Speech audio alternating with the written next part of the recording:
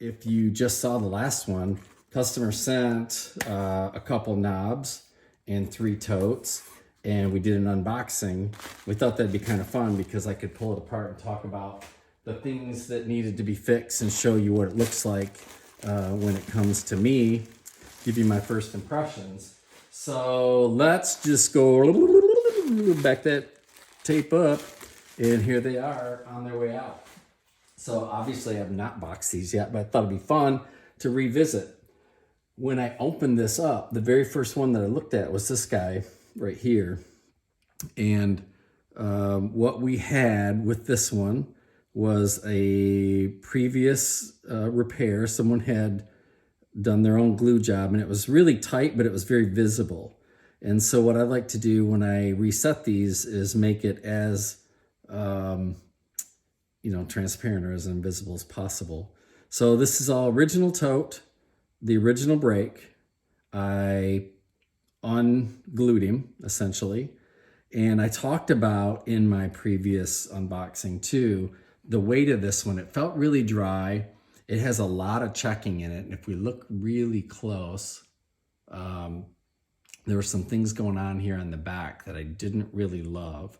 So I had some concerns. Now, usually if I see a check or a break, I'll break it, right? We're just gonna break it all the way through. This guy had enough going on where I decided to stabilize it. So this one's been stabilized, and like I said, the main brake where someone had already done this was very visible. So I went ahead and cleaned up the edges as I've done in previous videos. Nothing special going on here.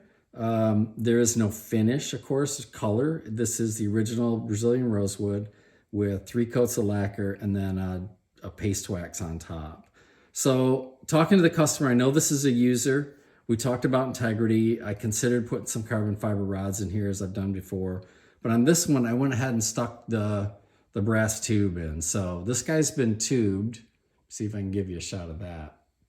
And that goes all the way through. It's a 1/4 inch. So it doesn't really do anything to that bore. You didn't have to enlarge it or do anything dramatic. But it also it's seated so that the nut will go down and hit the top of that, and we'll compress this thing. So I'm gonna call this a good user. I love the way it went back together. I will warrant this one as well. If our tube and our injections didn't hold up, this is a G2 System 3 epoxy on the main brake. That's not gonna go anywhere, I can assure you. This one's ready for use, and he was the first one that was in our unboxing and ready to go. Number 2, what did I do in the last video? I think I grabbed this tall knob. This guy had some paint, a big kind of a side swipe of paint on it. Again, the original finish has been removed, the paint's been removed, and in the video, now I left some of this, we'll call it patina, but these are dents and marks. I don't sand that out. I don't like to change the geometry here. But this is not a knob that goes into a center ring because there's no taper here and there were no wear marks where it's been set into a ring. So if you do remember, this guy had a whole bunch of cracks going on. So it looked like a flower opening up. And what I did there, I got a couple cameras going for you, so hopefully this helps out. What I did here is 2 things. One is I turn a cone shape on my lathe and I push him onto the cone to open these up. I can clean out those cracks, take the loose particles. There was one that had a leaf in it, a little wafer of rosewood. I called it a leaf, but more like a reed, right? That's the kind of thing that where you just squirt glue in there and you clamp it, and then you're surprised why it didn't take. Well, there's multiple voids in there, so trying to minimize those. But after it was opened up and cleaned, there was a long crack here. Again, in the earlier video, I talked about breaking this thing in 2, and like an avocado, I would split him in half. I didn't really want to do this. It really is a solid knob. So I went ahead and opened that lower long crack as far as I could without cracking this thing open. That's a G2 epoxy again. And then I stabilized this little high one up here, which I think is just a climate, movement there. I don't believe that's going to be structural. We're way up in the meat of this thing. So not too concerned. Brings us back down to here. I do have another video on this one complete that'll go to edit, but what I did then is the opposite of the cone to spread this thing out. I turn a cylinder, right, with a taper, so it too is conical, and then I wedge him in there because that would be a perfect circle. If you put a pipe clamp on this or you try and do any other types of things, you could, wobble it out or make it egg-shaped or whatever, elliptical shaped. So I have a little trick where on the lathe, again, I just made a pocket for this, crank him in there and hold it down tight. This one came out really well. Again, same finish. This is 3 coats of lacquer, paste wax on top, and gives you a good feel. It's easy to take care of. It's a nice kind of low sheen, right? A little bit of a satiny look to it, but lets the wood shine through as well. So our tall knob came out very good. What did I do in the video? On the third one, I think I jumped to the other knob. This guy was in really good shape. I love the color. It's a very deep rosewood color, but we had an issue down here. And if you remember, he was missing a chip.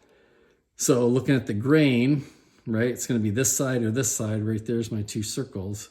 So if I go over here, I don't see that. If I jump to this side, that's a replacement piece. And again, I know it because I'm looking for it. You know it because I'm pointing it out. But once this guy's in place and he's whole, I know that you're not going to see that. Again, some epoxy stabilization on the bore, and I filled 2 of the other cracks. Same technique where I use the cone, split him open as best I can, clean that out, apply the adhesive, right, which is that 2-part, and then conical shape, put him back together and squeeze it.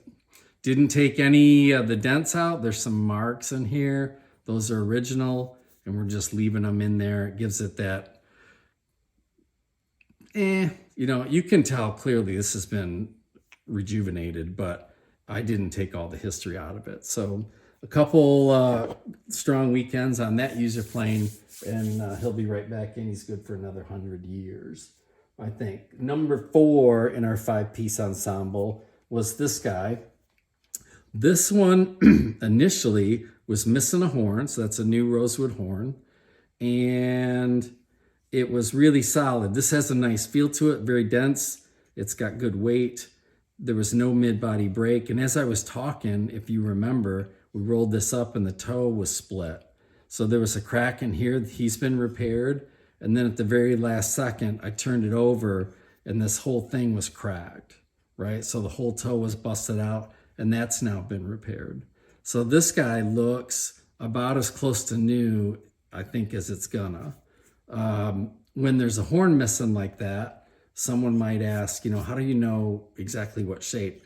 I like a certain shape, so I tend to rework them to my preference. But in this case, this wasn't for me. It's not on my plane. So what I do is I use one that I know is whole. It's 100% and it's period accurate, and I just use it as my model. So in this case, I match them up, right? And as the new horn's put in place, and you can see on the one that's shipping tomorrow, this guy, I even went a little bit shorter because I just don't like this great big, hook horn hanging off. And honestly, that's as close to original, and then maybe just a little bit off.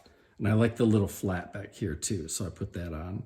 But this guy's done. I reset the bore because it was covered up with the new horn, and the integrity of this one is solid. Because it's got the solid bottom, and again, this is a really nice feel, I didn't put any structural or anything added to this one. So again, we'll warrant this one. I know he's not coming apart, but this has another 100 years of life in front of it. And then last was, in the video, I called it the leopard tote. And this one was broken in 2, was just beat to snot. So it had, all the finish was chipped up on just practically every square inch. And then a big chunk off the top. So a rosewood wedge has been applied in certain light. You can see that. It's a little bit darker. This has a nice rich amber kind of color to it. So again, you can tell he's been repaired, and I'm not too worried about the color match on this one because also, again, a trained eye, if you're really looking for it, you can tell that this one's been repaired. So once it was all stripped and cleaned, it had been used as broken, is my guess anyway. And the margins around that crack were really rounded off, and there was a big piece of rosewood missing. So when he was, stripped and ready to go, and I started to put it back together, I realized there's no way we're going to make this clean and tight. If I start taking material out of it, it's going to be shorter. I don't like that either. So what did I do? I set him up on a fixture like you've seen me do before. I tipped it at a 17-degree angle, I think, on this one to match that crack. And I took 40 thousandths of an inch right out of the center. And then I had a donor tote. Right here he is. I had a donor tote that, and there's the angle actually. And I built him onto the same sled so that in one pass, the height matches and the margins are set up. And I took a wafer out just like this at that angle. It's now embedded in here. He's sanded and finished. And you saw me post in a couple of the Facebook groups a comment about, adding some of the texture back in. And I think that that's important too. It adds a little bit of detail to it. So this guy's good. Again, the bond is solid. There's no wobblies going on there.